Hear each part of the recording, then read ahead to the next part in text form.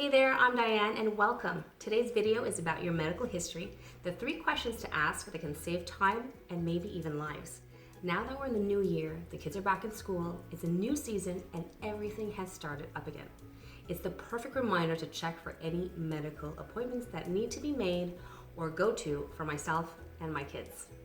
Which also brings me to this, the importance of keeping my medical history up to date and accessible for my family.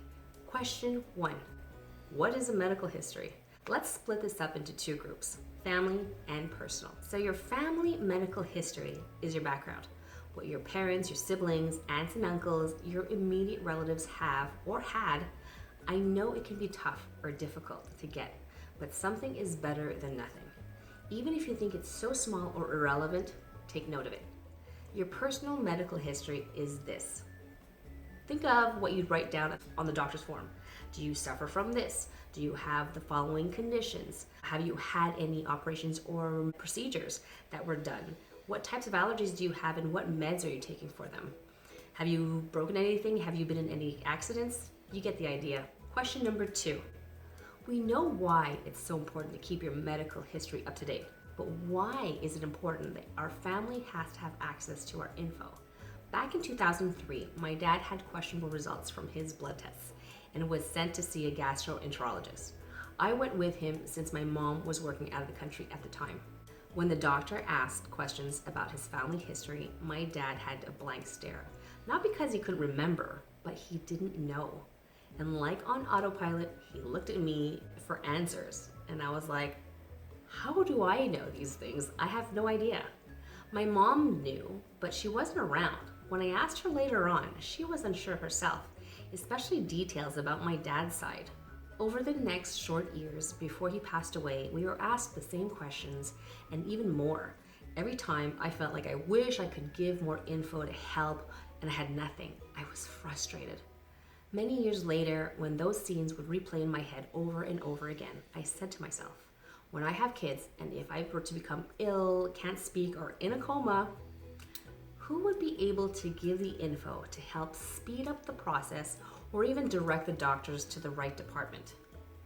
Now, here's a final story that's unrelated to medical history. I heard my father-in-law was keeping notes about his business's history, the ups, the downs, acquisitions, transactions, for many years, to have something to look back on, to learn from and appreciate. Then my athletic therapy background combined with the organizer in me kicked in and leading to the final question to ask yourself. When it comes to treating for medical condition, an accident, or any health-related issue, how could we save time and be effective for ourselves or even for our loved ones? The answer? We need to log and update our medical history records and have it accessible at all times. How do we do this? There are 2 ways of storing your medical history, digital or manual. Digital, there are many paid and free apps you can use, or you can even use a spreadsheet like Google Docs. Manual is pen to paper, like a medical journal or a logbook. The pros and cons of digital. Pros: immediate access. It's convenient, it's at the palm of your hand, it may be shared, it's easy to update and retrieve the data. The info can be stored in your Google Drive, for example. The cons about digital? For apps, which one's the best one? How secure and reliable is this thing anyways? And how do you share the info if your spouse or your partner is on a different operating system? Where's the data really being stored? And what happens if you lose or change your phones? With enough research, you can answer all these questions. This video isn't about that. Now the pros of writing down. It's easy to update, it's easy to get the data, and there's lots and lots of storage. Cons? It can get ruined. Your papers are not always accessible, especially when you need them. You have to remind yourself to update all the time. It's also not always shareable. Copying or scanning, it's not very convenient for everyone these days. Thinking back, when trying to get pregnant, it was hard to remember on the spot how many miscarriages we had, how far along we were, if there was a D&C involved, when. I had to list all the medications I went through, what was the date of my last period, and the length of it, etc., etc. Type "I hear ya" in the comments if you get what I mean. When we finally got pregnant, we were asked the same things. As kid number 2 and 3 came out, it was a lot of backtracking and the details were getting further and further away. Hi, mommy brain. I also had gestational diabetes for all 3. I took meds at the beginning of all of them, I think. Between pregnancies and after the last kid, I was always asked if I was still diabetic. I had to remember if I took a blood test to confirm all of that and when. I'm happy to say I am clear and I got confirmation last fall. It only took 5 years. Hi, mom life.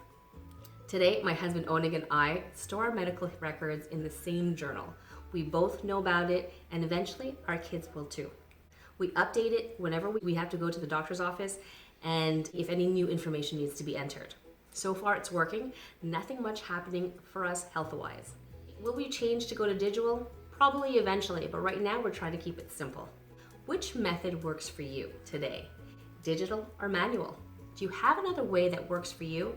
I'd love to know about it, so leave comments below. If you haven't started anything like this, I highly encourage you to start.